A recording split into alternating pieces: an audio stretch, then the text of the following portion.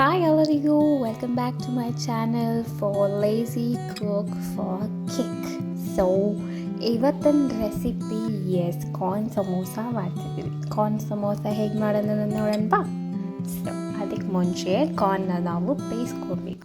15 ನಿಮಿಷ ಕಾರ್ನ್ನ ಬೇಯಿಸ್ಕೊಂಡಾದಮೇಲೆ ಅದಕ್ಕಿನ್ನೂ ಸ್ಟಫಿಂಗ್ಸ್ ಬೇಕಾಗಿದೆ. ಸೊ ಅದನ್ನು ಪ್ರಿಪರೇಷನ್ ಸ್ಟಾರ್ಟ್ ಮಾಡ್ಕೊಳ್ಳೋಣ.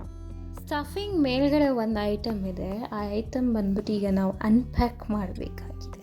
ಸೊ ಅನ್ಪ್ಯಾಕ್ ಮಾಡೋಣ. ಅದೇ ಮಿಲ್ಕಿ ಮಿಸ್ಟ್ ಚೀಸ್.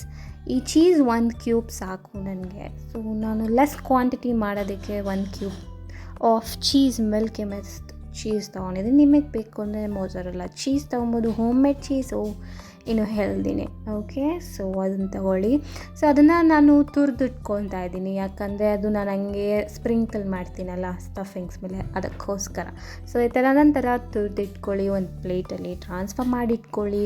ಆಮೇಲೆ ಈಗ ನಾವು ಬೆಂದಿರೋ ಕಾರ್ನ್ಗೆ ಸ್ವಲ್ಪ ಫ್ಲೇವರ್ಸ್ ಆ್ಯಡ್ ಮಾಡೋಣ ಕಾರ್ನ್ಗೆ. ಓಕೆ, ಅದಕ್ಕೆ ಬಾಣಲಿ ತೊಗೊಂಡು ಸ್ಟವ್ ಮೇಲೆ ಇಟ್ಬಿಡೋಣ. ಸೊ ಅದಕ್ಕಾದಾದಮೇಲೆ 1 ಸ್ಪೂನಷ್ಟು ಬಟರ್. ಸೊ ಬಟರ್ನ ಹಾಕ್ಕೊಳ್ಳೋಣ. ಈ ಬಟರ್ ಮೆಲ್ಟ್ ಆದಮೇಲೆ ನಾವು ಬೇಯಿಸಿಟ್ಟಿದ್ವಲ್ಲ ಕಾರ್ನ್ನ ಹಾಗೆ ಟ್ರಾನ್ಸ್ಫರ್ ಮಾಡ್ಕೊಳ್ಳೋಣ.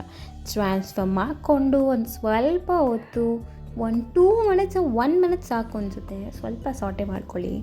ಆ್ಯಂಡ್ ಸ್ವಲ್ಪ ಟೇಸ್ಟಿಗೆ ಬೇಕಾದಷ್ಟು ಸಾಲ್ಟನ್ನ ಮೇಲ್ಗಡೆ ಸ್ಪ್ರಿಂಕಲ್ ಮಾಡ್ಕೊಳ್ಳೋಣ.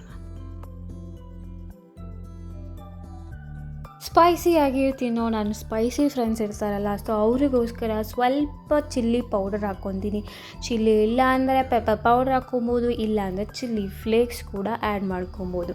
ಆಮೇಲೆ ಇನ್ನೂ ನನಗೆ ಫ್ಲೇವರ್ ಬೇಕಿತ್ತು ಅಂತ ಹೇಳ್ಬಿಟ್ಟು ನಾನು ಪಿಜ್ಜಾ ಆರ್ಗ್ಯಾನೋ ಇತ್ತು, ಸೊ ಅದನ್ನು 1/2 ಸ್ಪೂನಷ್ಟು ಹಾಕ್ಕೊಂಡು ಒಂದು ಸ್ವಲ್ಪ ಮಿಕ್ಸ್ ಮಾಡಿ ಸಾಟೆ ಮಾಡಿ ರೆಡಿ ಮಾಡಿಟ್ಕೊಂಡು, ಈಗ ಆ ಮೇಲ್ಗಡೆ ರ್ಯಾಪ್ ಮಾಡಬೇಕಾಗಿರೋ ಮೈದಾದಲ್ಲಿ ಚಪಾತಿ ಹಿಟ್ಟು ಥರ ತೆರಟಿಟ್ಕೊಂಡು, ಈಗ ನಾನು ತೆರಡ್ತಾ ಇದ್ದೀನಿ ಚಪಾತಿ ಥರ ತೆರಟ್ಬಿಟ್ಟು, ಈಗ ನಾವು ಮಾಡಿಟ್ಟಿರೋ ಕಾರ್ನ್ ಸ್ಟಫಿಂಗ್ಸ್ ಅದು ಮೇಲ್ಗಡೆ ಚೀಸ್ನ ಲೈಟಾಗಿ ಸ್ಪ್ರಿಂಕಲ್ ಮಾಡ್ಕೊಳ್ಳಿ.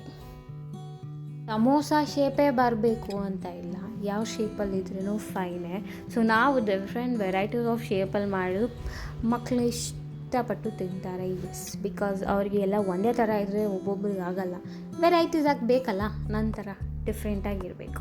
ಸೊ ನೋಡಿಕೊಂಡು ಒಂದೊಂದು ಶೇಪಲ್ಲಿ ಮಾಡ್ಕೊಳ್ಳಿ. ಆಮೇಲೆ ಕರೆಕ್ಟಾಗಿ ಲಾಕ್ ಮಾಡೋದನ್ನ ಮರಿಬೇಡಿ. ಸೊ ಸೈಡೆಲ್ಲ ಕರೆಕ್ಟಾಗಿ ಲಾಕ್ ಆಗಿದೆಯಾ ನೋಡಿ ಸಮೋಸ ಸ್ಟಫ್ ಆದಮೇಲೆ. ಸೊ ಅದನ್ನು ನಾನೀಗ ಡೀಪ್ ಫ್ರೈ ಮಾಡ್ತೀನಿ. ಡೀಪ್ ಫ್ರೈ ಮಾಡಲಿಕ್ಕೆ ಸಿಮ್ಮಲ್ಲಿಟ್ಟು ಫ್ರೈ ಮಾಡ್ಕೊಳ್ಳಿ. ನಮಗೆ ಸಮೋಸ ಒಳಗೇನು ಹೊರಗೇನು ಬೇಯಬೇಕಲ್ಲ, ಅದಕ್ಕೆ ಲೋ ಫ್ಲೇಮಲ್ಲಿಟ್ಟೆ ನಾವು ಫ್ರೈ ಮಾಡ್ಕೋಬೇಕು. ಸೊ ಹೈ ಫ್ಲೇಮಲ್ಲಿ ಏನಾಗುತ್ತೆ ಅಂದರೆ ಬೇಗ ಮೇಲ್ಗಡೆ ಬ್ರೌನ್ ಆಗಿರುತ್ತೆ, ಆದರೆ ಒಳಗೆ ನಮಗೆ ಬೆಂದಿರಲ್ಲ. ಸೊ ಅದಕ್ಕೋಸ್ಕರ ಲೋ ಫ್ಲೇಮಲ್ಲಿಟ್ಟು ಬೇಯಿಸ್ಕೊಳ್ಳಿ. ಬೇಯಿಸಾದ್ಮೇಲೆ ಎಣ್ಣೆಯಿಂದ ತೆಗೆದುಬಿಟ್ಟು ಒಂದು ಪ್ಲೇಟಿಗೆ ಟ್ರಾನ್ಸ್ಫರ್ ಮಾಡ್ಕೊಳ್ಳೋಣ.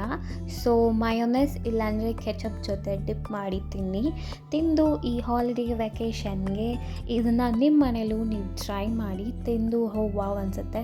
ನಿಮ್ಮ ಮಕ್ಕಳು ಇಷ್ಟಪಟ್ಟು ತಿಂತಾರೆ, ಯಾಕಂದರೆ ಚೀಸು ಕಾರ್ನೆಲ್ಲ ಇದೆಯಲ್ಲ, ಸೊ ಅದು ಒಂಥರ ಟ್ವಿಸ್ಟಾಗೇ ಇರುತ್ತೆ. So have it.